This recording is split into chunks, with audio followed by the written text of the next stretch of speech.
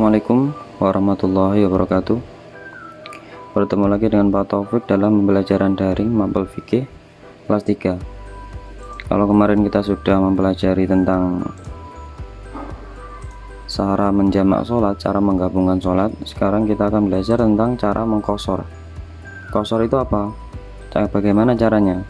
Dan apa yang membuat kita diperbolehkan untuk mengqashar? Nah, nanti akan kita bahas. Ini bagian dari bab memahami sholat jamak dan qashar, yaitu bagian 2. Bagian pertama kita sudah membahas tentang jamak sholat, kemudian yang bagian kedua kita akan membahas tentang qashar sholat.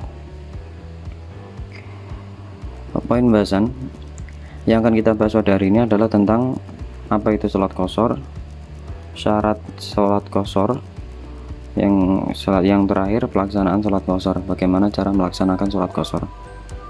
Langsung saja, sebelum dimulai, mari kita berdoa terlebih dahulu supaya Allah memudahkan proses pembelajaran kita hari ini. Berdoa mulai.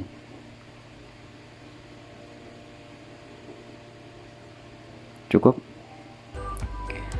Selanjutnya ada sedikit pengumuman. Untuk minggu depan kita akan melaksanakan PTS, penilaian tengah semester.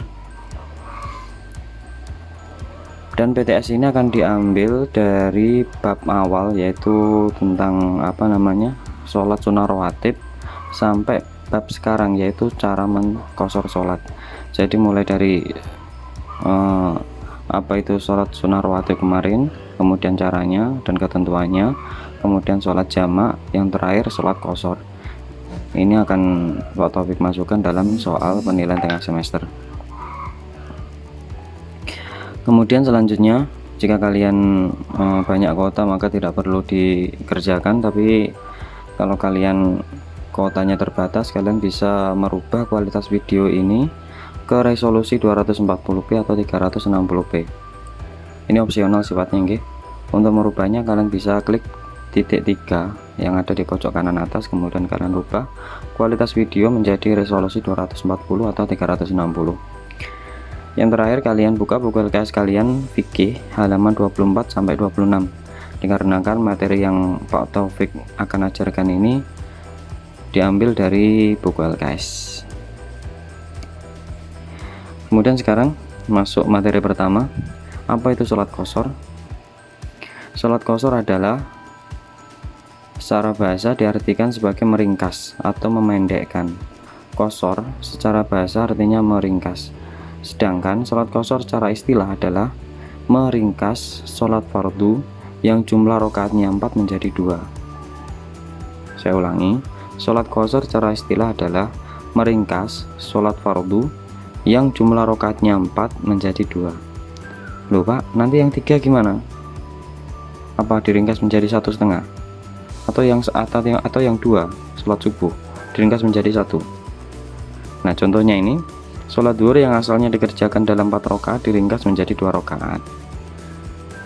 Tentu yang bisa diringkas ini hanya sholat yang rakaatnya 4. Contoh zuhur, asar, dan isya. Zuhur, asar, dan isya ini bisa dikerjakan secara qashar atau secara diringkas menjadi 2 rakaat. Tentu dengan ketentuan-ketentuan yang akan kita bahas setelah ini. Adapun untuk sholat maghrib dan sholat subuh, karena rakaatnya 3 yang 1 2, ini tidak boleh diqashar, tidak boleh diringkas. Untuk sholat maghrib dan subuh tidak boleh diringkas. Jadi untuk zuhur, asar, isya kita boleh meringkasnya dari 4 menjadi 2 dengan ketentuan yang akan kita bahas. Dan untuk maghrib dan subuh ini tidak boleh diqashar, tidak boleh diringkas bagaimanapun keadaannya. Paham nggih? Kemudian terus yang membuat kita boleh untuk mengqashar sholat itu keadaan seperti apa? Ini syarat-syarat sholat jamak. Ini salah nggih. Syarat-syarat sholat qashar.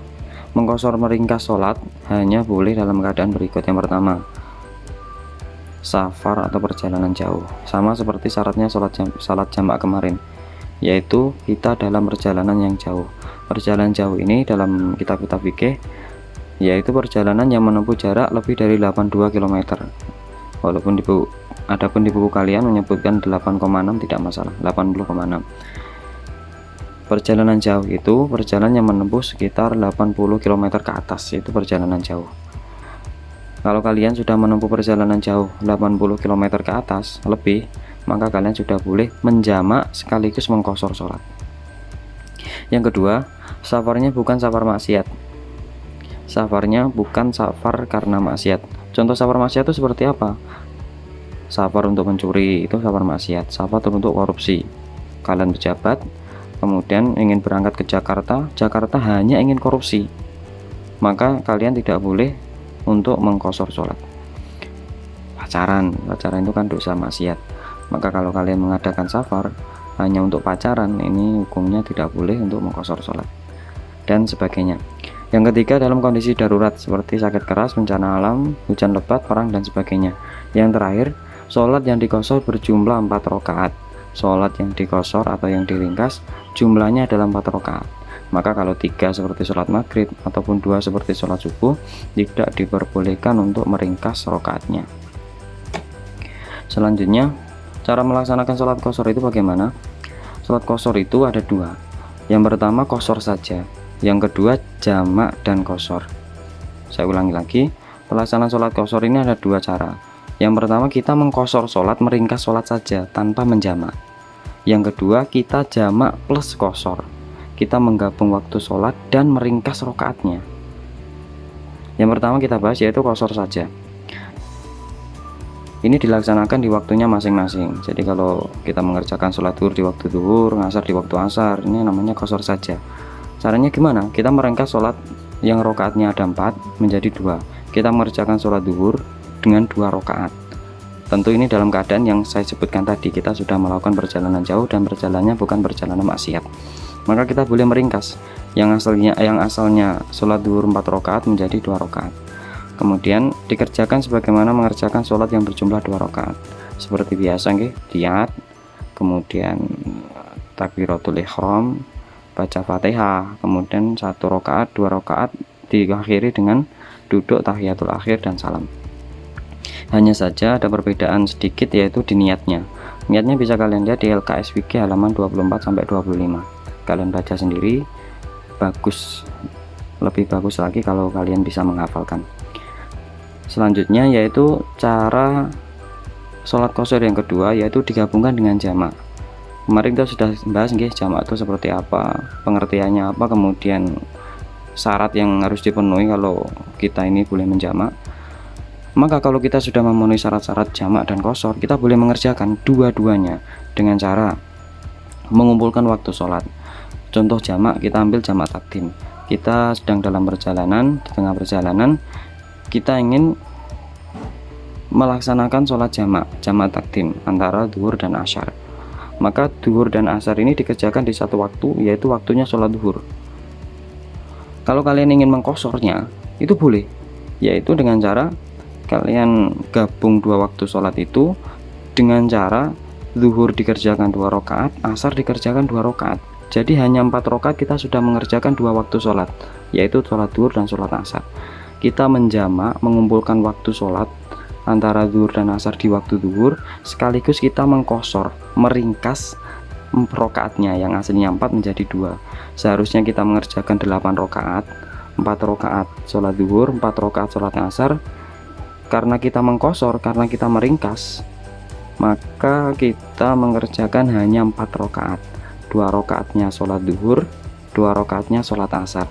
Tentu ini semuanya dikerjakan sendiri-sendiri nggih. Sholat zuhurnya 2 rakaat kemudian salam, selesai, kita berdiri lagi niat sholat asar, kemudian dikerjakan sholat asar 2 rakaat. Ini namanya jamak qashar. Ada perbedaan niatnya lagi yang bisa kalian lihat di LKS halaman 25-26. Paham nggih? Terakhir, tugas ini, maaf Pak Taufik ringkas karena ya kita menyingkat waktu. Minggu depan ini sudah PTS, sedangkan PTS sholat qashar ini masuk, maka Pak Taufik jelaskan dengan singkat. Tentu nanti soalnya tidak terlalu sulit insya Allah. Untuk tugasnya minggu ini kalian kerjakan soal-soal yang ada di dalam menu ujian CPT. Oke? Jangan lupa belajar, banyak doa, tetap di rumah aja, tidak perlu keluar jika tidak ada perlu. Terima kasih. dan selamat belajar. Akhirul kalam, wassalamualaikum warahmatullahi wabarakatuh.